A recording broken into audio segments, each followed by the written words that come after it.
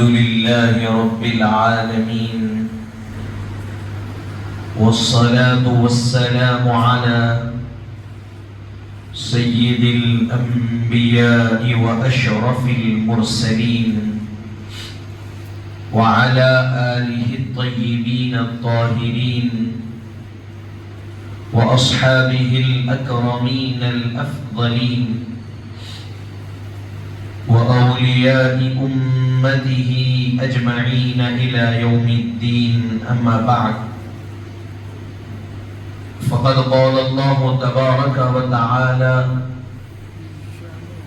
في القرآن المجيد والفرقان الحميد: أعوذ بالله من الشيطان الرجيم، بسم الله الرحمن الرحيم.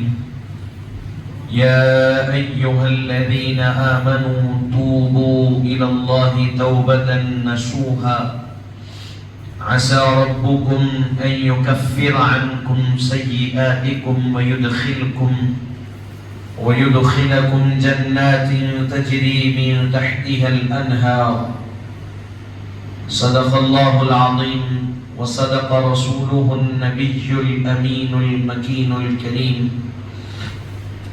ونحن على ذلك لمن الشاهدين والشاكرين، والحمد لله رب العالمين. وقد قال الله تبارك وتعالى في شأن حبيبه: إن الله وملائكته يصلون على النبي يا أيها الذين آمنوا صلوا عليه وسلموا تسليما. اللهم صل على سيدنا ومولانا محمد وعلى آله وأصحابه أفضل صلواتك وعدد معلوماتك، وبارك وسلم صلاة وسلاما عليك يا رسول الله وعلى آلك وأصحابك يا نبي الله صلى الله تعالى عليه وسلم. حاضرین مسامعین کرام، السلام علیکم ورحمۃ اللہ وبرکاتہ۔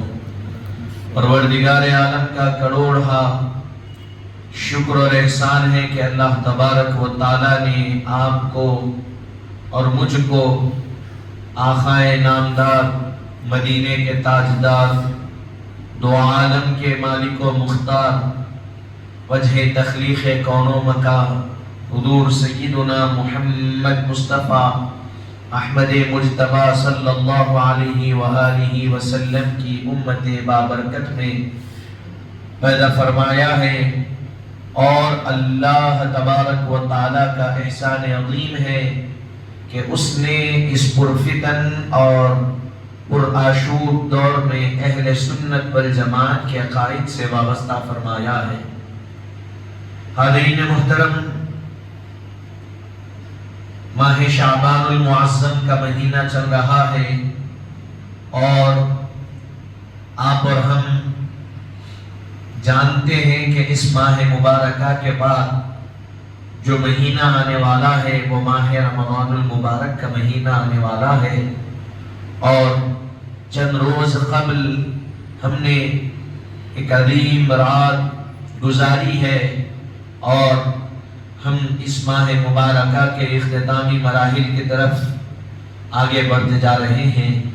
حاضرین محترم، چونکہ ماہ رمضان المبارک اللہ کی یاد، اس کی رضا، اس کی خوشنودی کا مہینہ ہے، اس کی رضا کو حاصل کرنا، اس کو راضی کرنے کا مہینہ ہے، اور چونکہ ماہ رمضان المبارک سے پہلے ماہ شعبان المعظم کا مہینہ آتا ہے، اور اس ماہ مبارکہ کے فضائل و مناقب اور اس میں پائی جانے والی رات کے متعلق ہم نے سنا بھی ہے، اور ہم اس رات کو گزار چکے بھی ہیں۔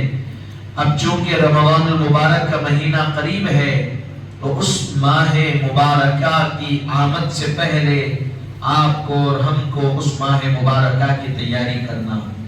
پہلے تو خطبہ کریمہ میں نے آیت کریمہ کی تلاوت کا شرف حاصل کیا۔ اللہ تبارک و تعالیٰ اس میں ارشاد فرما رہا ہے: یا ایھا الذین آمنوا توبوا الی اللہ توبۃ نصوحا، اے ایمان والو توبہ کرو، اللہ کی بارگاہ میں توبہ کرو، اور کیسی توبہ کرو؟ توبۃ نصوحا، ایسی توبہ کرو کہ جس سے تم نصیحت حاصل کر سکو۔ عزیزان محترم، کیونکہ ہم رمضان المبارک میں روزے کیوں رکھتے ہیں؟ ہم رمضان المبارک میں فرائض کے علاوہ سنت تراویح کی پابندی کیوں کرتے ہیں؟ تہجد کا قیام کیوں کرتے ہیں؟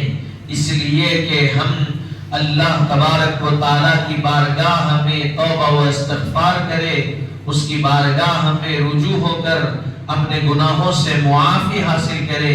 اسی لیے ہم روزے رکھتے ہیں، اللہ کی عبادت کرتے ہیں۔ اب چونکہ ماہ شعبان المعظم رمضان المبارک سے پہلے کا مہینہ ہے، اس سے متصل مہینہ ہے، تو حضور پاک صاحب الاولاد صلی اللہ علیہ وسلم کی عادت شریفہ رہی کہ اس ماہ مبارکہ سے ہی آپ صلی اللہ علیہ وسلم روزوں کا آغاز فرما دیتے۔ احادیث مبارکہ میں اس کا ذکر ملتا ہے۔ حضرت عائشہ صدیقہ رضی اللہ عنہا فرماتی ہیں کہ ماہ رمضان المبارک کے علاوہ حضور پاک صلی اللہ علیہ وسلم کو کثرت کے ساتھ اگر کسی مہینے میں روزے رکھتے دیکھی تو وہ ماہ شعبان المعظم کا مہینہ۔ حاضرین محترم، یہ ماہ شعبان کے روزے ہوں، اس میں جو رات ہم گزار کے آئے اس رات کی عبادتیں ہوں، یا پھر ماہ رمضان کی عبادتیں، روزے، نمازیں ہوں، ان سب کا مقصد کیا ہے؟ اللہ کی بارگاہ سے جڑنا مقصد ہے۔ اللہ تبارک و تعالیٰ کی بارگاہ سے جڑنا، اللہ تبارک و تعالیٰ کی بارگاہ سے جڑ کر گناہوں سے توبہ طلب کرنا، گناہوں پر نادم ہونا، استغفار کرنا، اللہ تبارک و تعالیٰ کی بارگاہ سے اپنی توجہات کو اور اپنے مقاصد کو اللہ کی بارگاہ سے جوڑے رکھنا مقصد۔ محترم، اللہ تبارک و تعالیٰ بندوں کے گناہوں کو اس ماہ مبارکہ میں معاف فرماتا۔ ہم رات تو گزار کر آئے جس کے بارے میں حضور پاک صلی اللہ علیہ وسلم نے ارشاد فرمایا کہ اس رات کو جاگنا، عبادت کرنا، اللہ تبارک و تعالیٰ کی بارگاہ میں اس کی یاد میں اس رات کو گزارنا۔ فرماتے ہیں کہ اللہ تبارک و تعالیٰ اس رات قبیلے بنو کلب کے بکریوں کے بالوں کے برابر لوگوں کے گناہوں کو معاف فرما دیتا۔ حاضرین محترم، اس ماہ مبارکہ میں آپ کو، ہم کو چاہیے کہ ہم اللہ تبارک و تعالیٰ کی بارگاہ سے سچی توبہ کرتے ہوئے جڑ جائے، توبۃ نصوحا کے ساتھ ہم اپنے آپ کو بارگاہ الہی سے جوڑ لیں۔ ہم اللہ تبارک و تعالیٰ کی بارگاہ سے جڑتے ہوئے اپنے گناہوں سے حقیقی طور پر توبہ کر لیں۔ توبۃ نصوحا سے مراد کیا ہے؟ مراد یہ ہے کہ ہم سے جو غلطی ہو گئی اس پر نادم ہوتے ہوئے توبہ کر لینا، اور آئندہ زندگی اس پوری غلطی، اس گناہ سے بچنے کی کوشش کرتے رہنا، یہ توبۃ نصوحا۔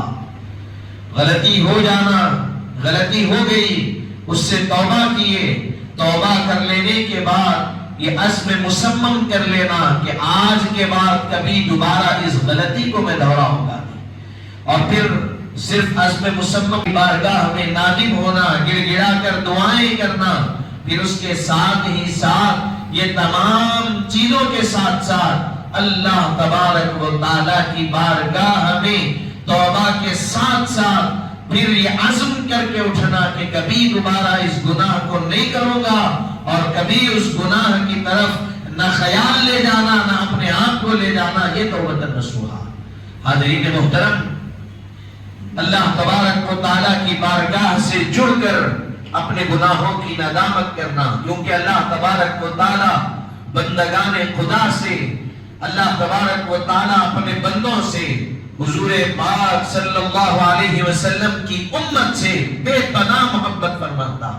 اللہ تبارک و تعالیٰ ذرائع دیکھتا ہے کہ حبیب پاک صلی اللہ علیہ وسلم کی امت کس طرح میرے ساتھ میرے دربار میں حاضر ہوتی ہے، میرے یاد میں اپنے وقت گزارتی ہے، کس طرح میرے دربار سے گناہوں کی مغفرت کو طلب کرتی ہے، میں اس کو بخش دوں، میں اس کے گناہوں کو معاف فرما دوں۔ بخاری شریف کی حدیث مبارکہ، حضور پاک صلی اللہ علیہ وسلم نے ارشاد فرمایا، اللہ تبارک و تعالی ہر رات کے آخری حصے میں آسمانی دنیا پر نزول فرماتا ہے اور ندائیں بلند کرتا ہے کوئی جو میرے دربار سے مغفرت کو، توبہ کو طلب کرنے والا کہ میں اس کی مغفرت کر دوں، اس کی توبہ کو قبول کر دوں؟ ہے کوئی میرے دربار سے رزق طلب کرنے والا، میں اس کو رزق عطا کر دوں؟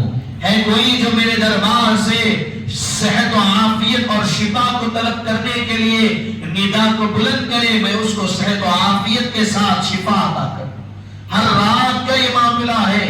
بخاری شریف کی حدیث مبارکہ میں حضور فرماتے ہیں، اللہ تبارک و تعالی رات کے آخری پہر میں اس کی بارگاہ سے ندائیں بلند ہوتی ہے کوئی مغفرت طلب کرنے والا، اس کی مغفرت کر دی جائے، ہے کوئی بخشش طلب کرنے والا، اس کو بخشش سے سرفراز کر دیا جائے، ہے کوئی گناہوں سے توبہ طلب کرنے والا، اس کے گناہوں کو معاف کر دیا جائے۔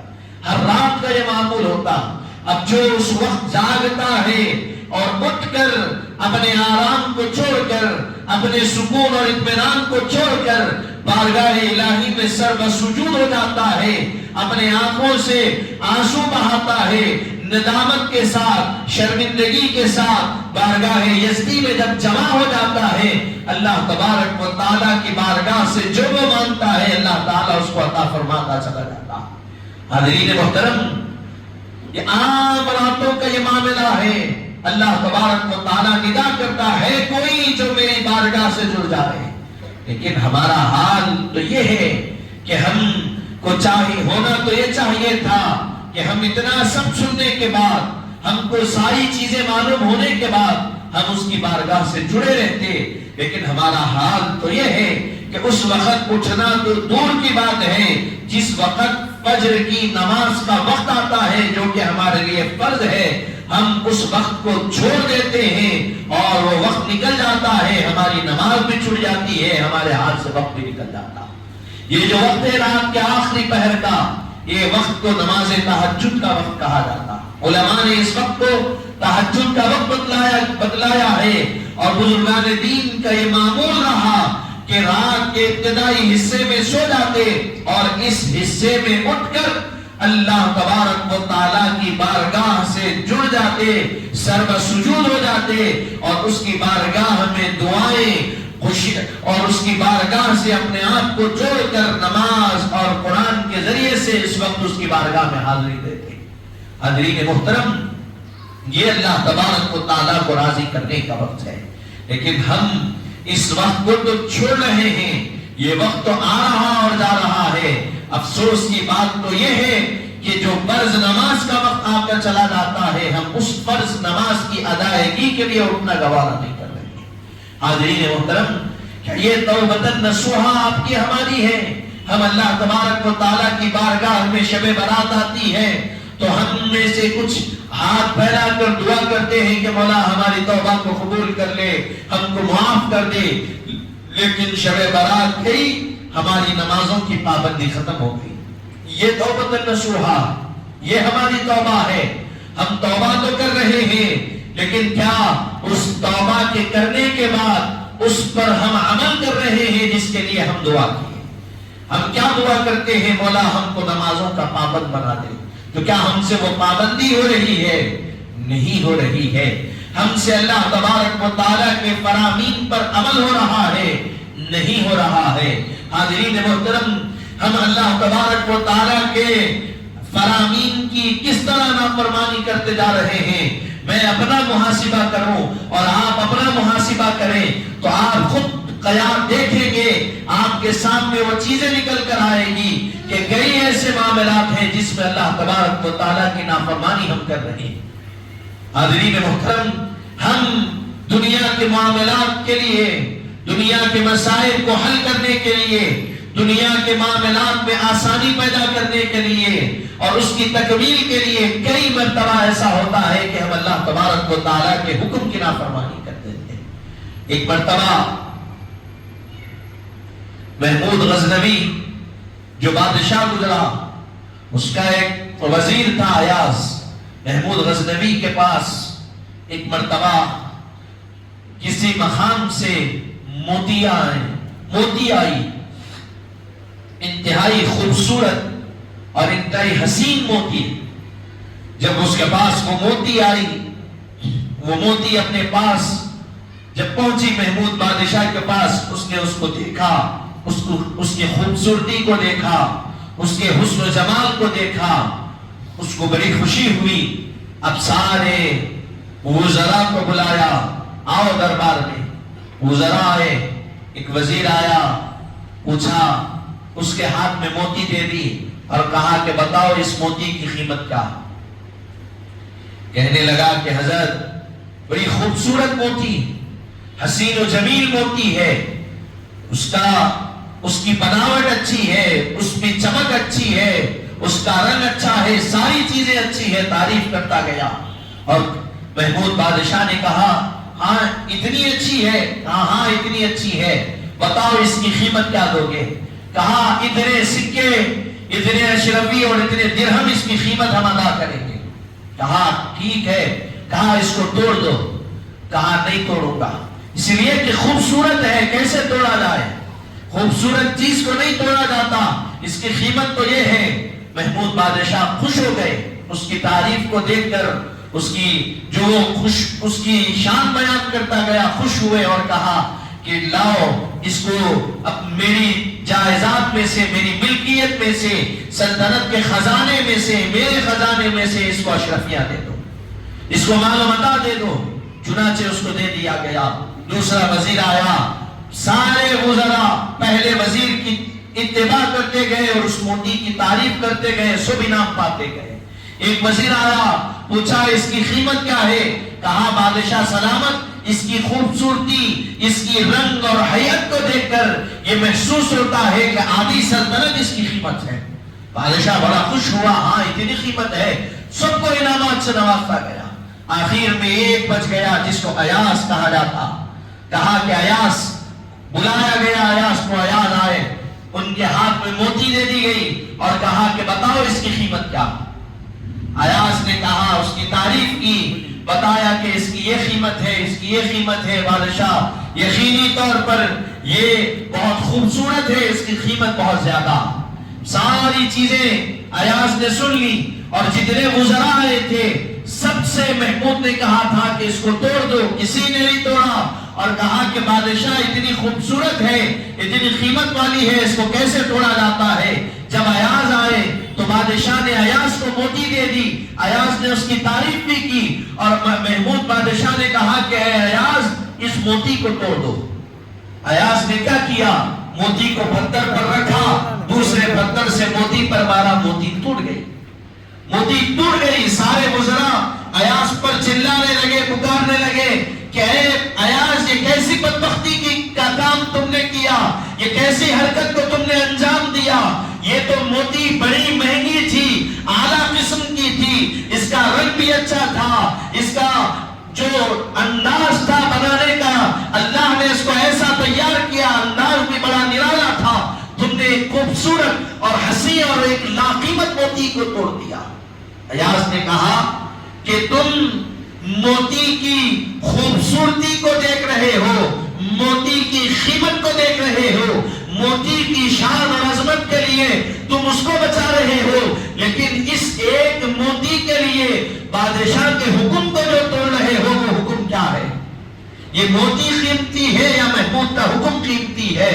ایاز کی یہ بات جب محمود نے سنی تو کہا کہ ایاز، تم نے کیا یاد دلا دی کہ ایک موتی کو توڑنے کے لیے بادشاہ کے حکم کی نافرمانی کی جا رہی ہے، اور ہم اپنی زندگی کو مکمل گزارنے کے لیے کبھی کسی وقت ہمارے مسائل کے حل کے لیے، کبھی کسی وقت ہماری زندگی کا کوئی معاملہ نامکمل رہ جائے، اس کو تکمیل تک پہنچانے کے لیے اللہ کے حکم کی نافرمانی کرتے ہیں دنیا کے حکم کو پورا کرنے کے لیے۔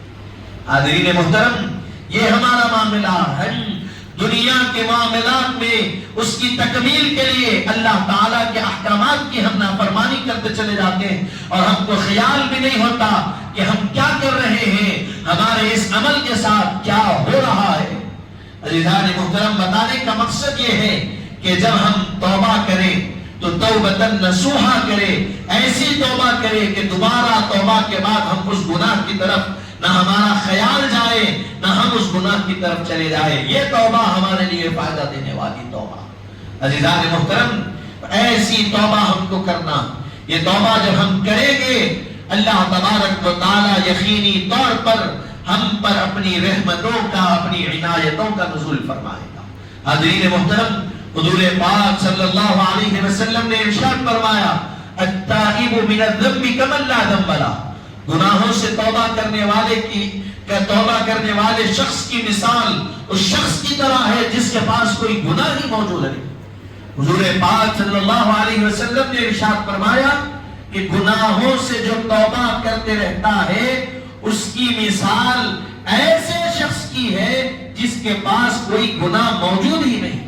اب ہم کو دن بازی چیزیں ہمارے سامنے آنے کے بعد آپ کی ہماری ذمہ داری بنتی ہے کہ ماہ رمضان المبارک کا جب ہم استقبال کریں گے، جب ہم اس میں داخل ہوں گے تو ہماری اور آپ کی ذمہ داری یہ ہے کہ اس ماہ مبارکہ میں داخل ہونے سے پہلے ہم اپنے گناہوں سے توبہ کر لیں، ہم اپنے آپ کو ہم نادم ہو، شرمساری کے ہم مظاہرے کریں، اس لیے کہ مولا تو ایسا عظیم مہینہ ہم کو عطا فرما رہا ہے کہ جس ماہ مبارکہ میں تو ہم پر بے پہا رحمتوں کا نزول کرتا جاتا۔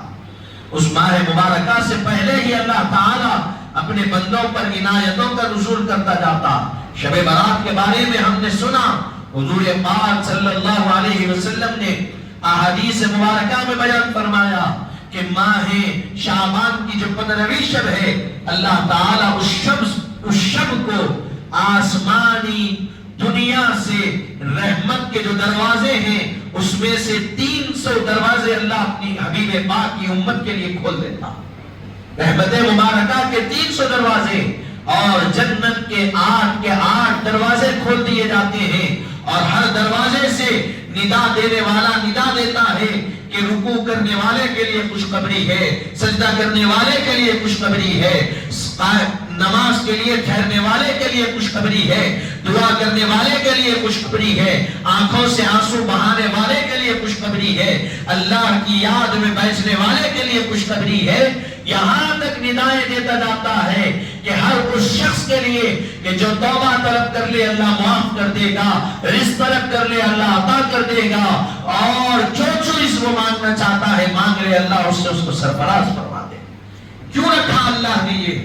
اس لیے کہ امت محمدیہ اپنے گناہوں سے اپنے آپ کو پاک کر کے، صاف کر کے، اپنے قلوب کو مطہر کر کے ماہ رمضان کا استقبال کرے، اور جس کی وجہ سے اس کی ساری نعمتیں، اس کی بے بہا رحمتیں بندے مومن کو حاصل ہو سکے، اور وہ ساری نعمتوں کو حاصل کر کر اللہ تبارک و تعالیٰ کی خوشنودی اور اس کی رضا کو حاصل کرنے کا وہ ساری چیزیں ذریعہ ہوتا ہے۔ عزیزان محترم، یہ اللہ تبارک و تعالیٰ کی حکمتیں ہیں۔ اللہ تبارک و تعالیٰ نے اس طرح امت محمدیہ صلی اللہ علیہ وسلم کو سرفراز فرمایا۔ عزیزان محترم، یہ اب آپ کی ہماری ذمہ داری بنتی ہے کہ ہم ان جو بچے ہوئے ایام ہیں اس کی قدر کریں۔ اس کی قدر کرنے سے مراد کیا ہے؟ ہم اسی سے اپنے آپ کو نمازوں کا پابند بنائیں۔ ہم یہ عزم کر لیں کہ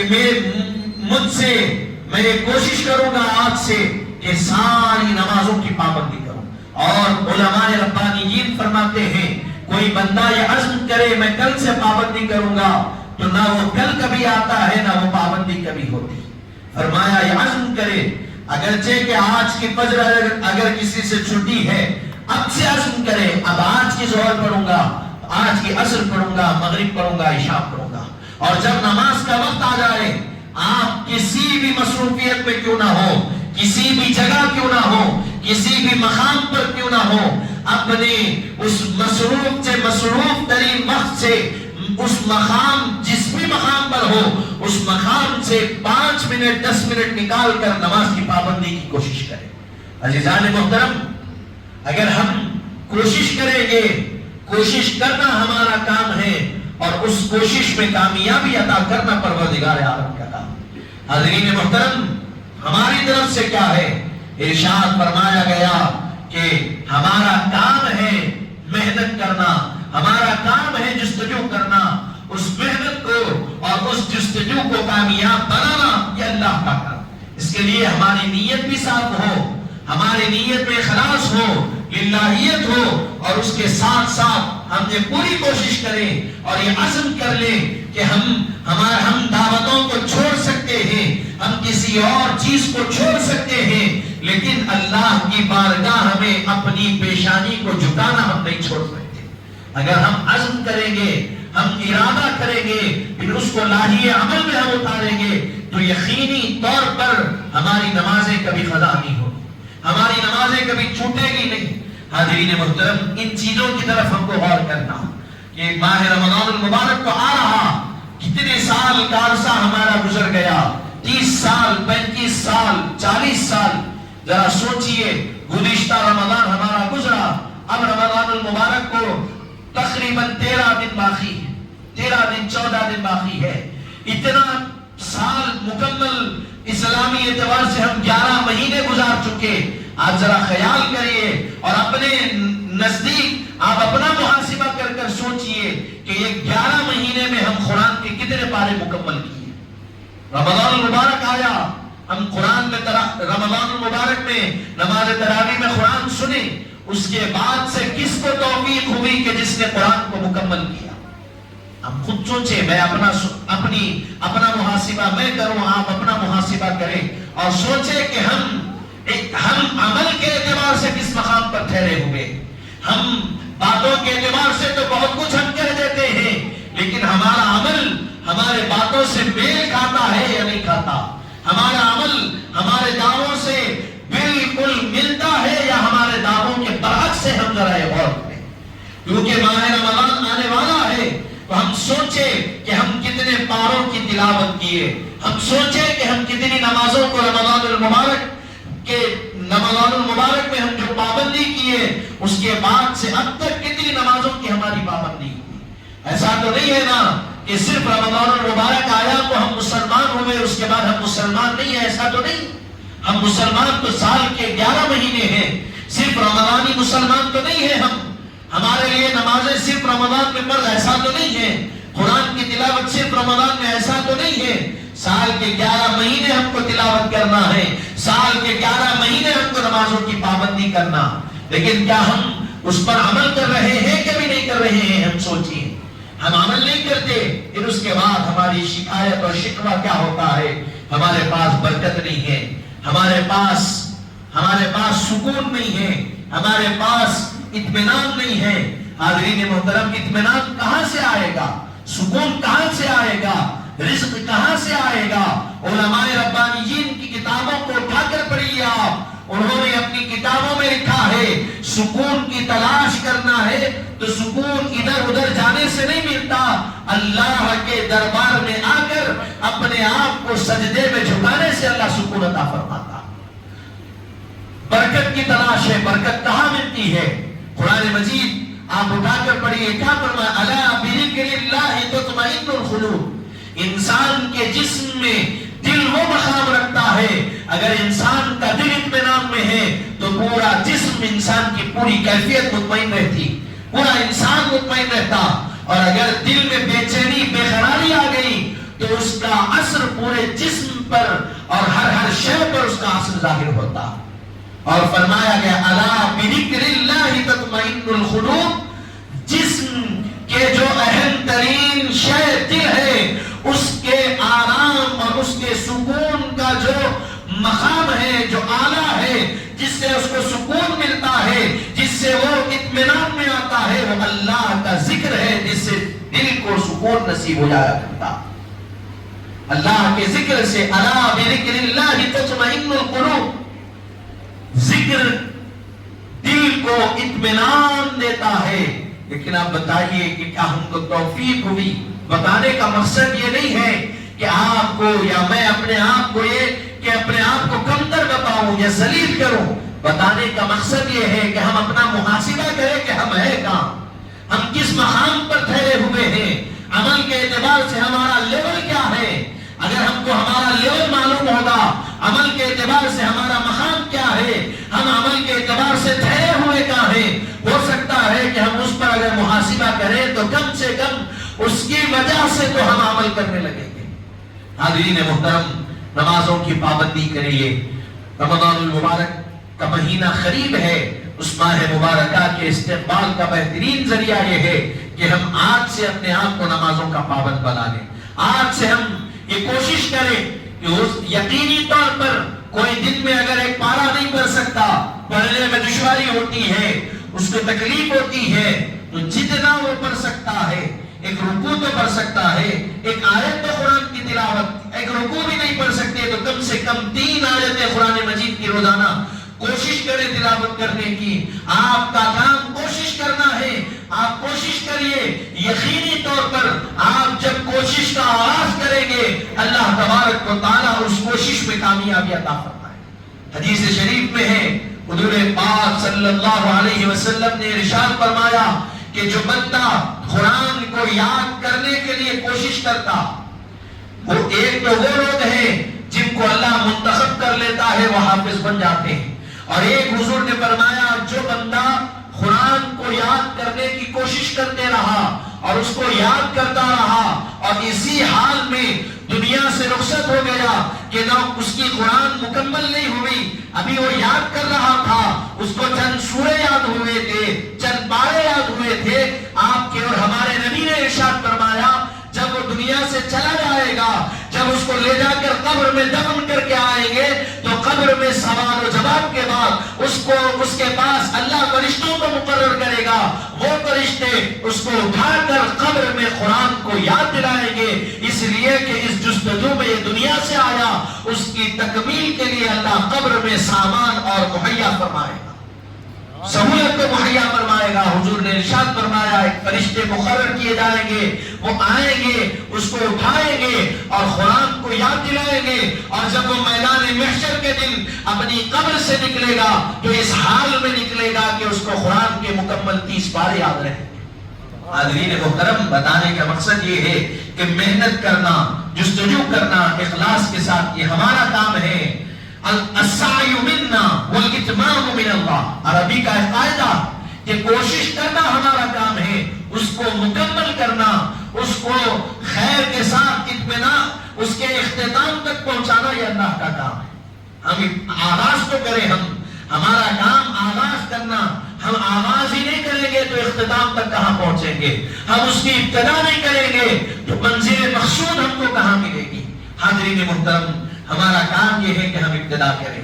انشاءاللہ تعالی ہم کوشش کریں گے کہ ہم نمازوں کی پابندی کریں، ہم قرآن کی تلاوت کو اپنے اوپر لازم کر لیں. ہم یہ کوشش کریں گے انشاءاللہ. ہم تمام حضرات بھی یہ عزم کر کے اٹھیں کہ ہم نمازوں اور قرآن کی تلاوت کی کوشش کریں گے. اللہ تبارک و تعالیٰ نے جن چیزوں کے کرنے کا حکم دیا ہے، جو چیزیں احکام الہیہ میں شامل ہے، ہم اس کو عمل کرنے کی کوشش کریں گے. یہی اپنی بات کو تمام کرتے ہوئے دعا کرتا ہوں کہ مولا تعالی جو کچھ کہا گیا سنا گیا، کہنے سننے سے زائد اللہ ہم کو عمل کی توفیق عطا فرمائے. کہنے سننے سمجھنے سمجھانے میں کوئی غلطی اور کوتاہی ہوئی ہو تو اپنے رحم اور کرم سے معاف فرما. مولا تعالی ہم تمام پر اپنی رحمتوں کا نزول فرما. ہماری دعاؤں کو، ہمارے بولنے کہنے سننے کو، ہمارے اعمال کو اپنی بارگاہ میں قبول فرما. بحرمت سید الانبیاء والمرسلین والحمد للہ رب العالمین وما علینا الا البلاغ المبین.